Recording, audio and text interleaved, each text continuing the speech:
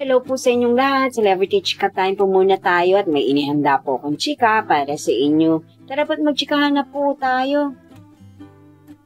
May Mendoza Talent Richards latest updates ngayong araw ng Sabado. Yes, mga maka-Celebrity Chika Time, yan po ang i-chika ko sa inyo na lubos rin pong usap-usapan sa social media ng mga netizens, lalong-lalo na nga po ng mga followers at supporters ni Alden at Maine. Yes po, may kanya-kanya po silang plano o plans na ginagawa sa ngayon at event.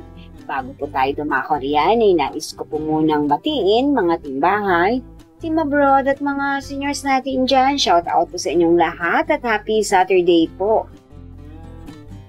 Kumpirmado na nga po na nasa Bangkok, Thailand ang ating phenomenal star na si Maine Mendoza dahil na rin po sa mga ibinabahagi ng mga netizens na nasa Bangkok. Na ayon nga po rito sa isang netizens na si Seti Luxury na kasalukuyang nasa Bangkok, Thailand, ay nag-post po ito ng kanilang larawan ni Mengay at may caption nga po na "Nice to meet you here in Bangkok, Miss Maine Mendoza. Ganda ni ma'am." Kasalukuyan nga pong nag-enjoy ngayon ang ating phenomenal star na si Maine Mendoza sa kanyang short vacation sa Bangkok, Thailand. At ito nga pong larawan po na ito na nagpapakita ng sobrang kaligayahan at kasiyahan ni Maine habang nagbabakasyon nga po sa Bangkok, Thailand. Samantala, ang Asia's multimedia star na si Alden Richards ay kasalukuyan nga pong nasa event ng Casino Plus Color Game.